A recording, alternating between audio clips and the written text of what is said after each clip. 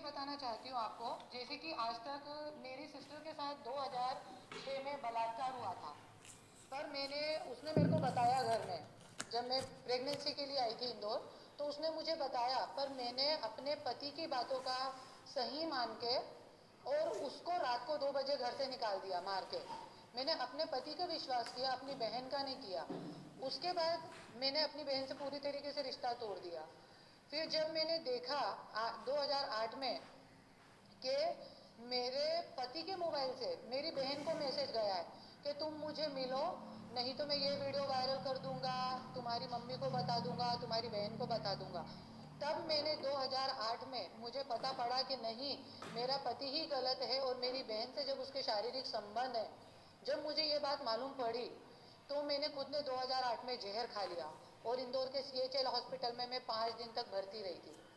उसके बाद जब मेरी मम्मी को ये बात पता पड़ी, जब मैंने जहर खाया, मेरी मम्मी से ये सब चीज़ें सहन नहीं हुई, तो मेरी छोटी बहन ने मेरी मम्मी को भी बताया, और मेरी मम्मी को बताने के बाद मेरी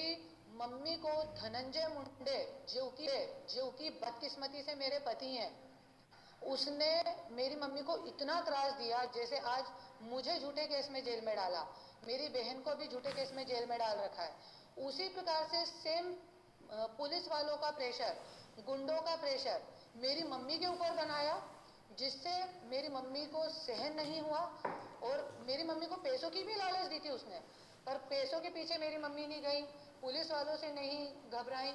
गुंडों से नहीं घबराई, उनसे सहन नहीं हुआ, तो उन्होंने 2008 में 15 दिसंबर 2008 को उन्होंने जहर खाया। और उस जहर खाने में धनंजय मुंडे का इतना मेंटली प्रेशर कि उनकी आत्महत्या हो गई, उन्होंने आत्महत्या कर ली। फिर भी हम लोगों ने ये सब चीज़ें धनंजय मुंडे की दहशत और डर के कारण छुपाया, और मेरे बच्चे जो कि 1-1 साल के गैप में थे, छोटे थे, मैंने हर चीज़ छुपा के, अपने पति प्रेम में रह के, अपने बच्चों के मोह में रह के, हर चीज़ छुपा के, अपनी बहन को गलत वो मान के, मैंने अपने पति की इज्जत आज तक बहुत बचाई। इनफैक्ट आपने खुद ने देखा होगा, पूरी मीडिया, पूरा महाराष्ट्र गवाह है कि मुझे जब जेल में भी डाला, आज तक मेरे पति ने मुझे कोर्ट में ये बताया कि मैं लिव इन पार्टनर हूँ उनकी, पर मैं उनकी पहली पत्नी हूँ। मेरे पास इतने प्रूफ हैं, 25 सालों के 25 प्रूफ हैं कि मैं उनकी पहली पत्नी हूँ। I am the legal वेडेड wife. पर उसके बावजूद भी आज मैंने मीडिया पे मुंह नहीं खोला है अपना कि मैं पहली हूँ, कि 5वीं हूँ, कि 25वीं हूँ। उसके बाद भी, इतना छुपाने के बावजूद भी, अभी मेरे को मेरे पति ने जब जेल में डाला, तब भी जब मैं जेल से बाहर निकली तो हंसते हुए निकली, और बाहर निकल के मैंने मीडिया पे यही बोला, नो कमेंट्स। मीडिया, ABP माझा, TV9, जबकि नगर तक मेरे पीछे आए, ईमानदारी से अपनी ड्यूटी निभा रहे थे, पर मेरे पति की इज्जत तब भी मैंने बोला नहीं रखूंगी। मैंने अपना पत्नी धर्म निभाया और उनकी इज्जत रखी मैंने। इसके बाद अभी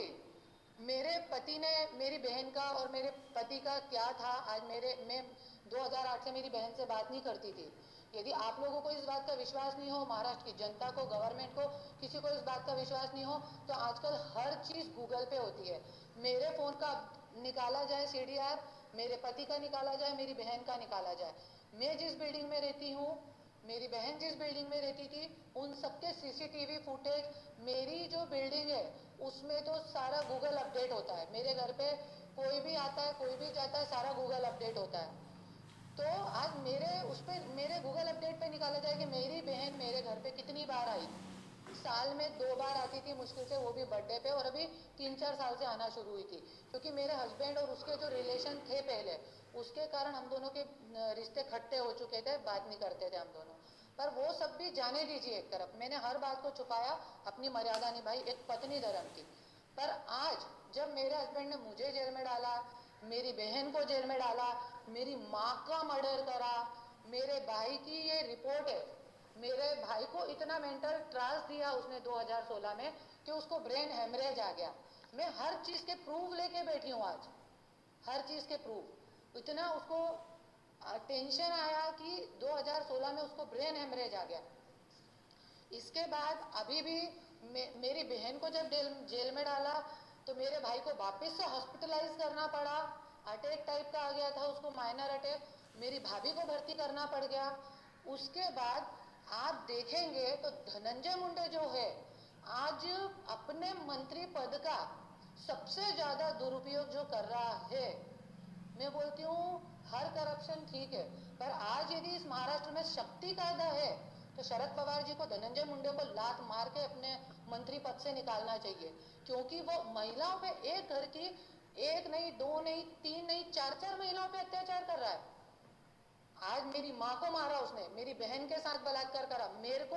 2 बच्चे पैदा करके आज 25 साल बाद रोड पे छोड़ दिया। आज मेरी छोटी सी बच्ची है, वो 6 महीने रह के उसके घर में मेरे पति उठा के ले गए थे उन दोनों को। मैंने पुलिस कंप्लेंट करी, कोई पुलिस ने आज तक कोई उस पर ये नहीं ली है एक्शन। जैसे पुलिस वालों को मेरे पति ने खरीद के रखा हुआ, जैसे घर की हो पुलिस इनकी,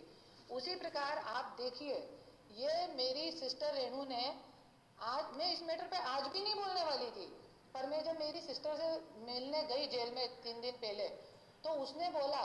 कि आज अपना कोई भी नहीं है, आज तू भी नहीं बोलेगी, तो वो इसके जरिए उसके पीछे और जितनी लड़कियों का सेक्स रॉकेट है वो सब लड़कियों को इसके जरिए डरा रहा है कि यदि तुम मेरी आवाज खोलोगे तो मैं अपने 2 बच्चों की माँ को जेल में डाल सकता हूँ, उसकी बहन को जेल में डाल सकता हूँ, तो कोई मीडिया तुम्हारी नहीं सुन रही है, कोई पुलिस वाला तुम्हारी नहीं सुन रहा है और तुम जेल में जाओगे। ये प्रेशर दूसरी लड़कियों पे भी बनाने के लिए वो ये कर रहा है। तो ठीक है, आज तू जेल में हो क्या, मैं जेल में हो क्या, कोई बात नहीं, पर तू प्रेस कॉन्फ्रेंस ले और ये सब चीजें तू ले। उसने मुझे अपने मरे हुए मुंह की कसम दी, इसलिए मैं आज ये प्रेस कॉन्फ्रेंस ले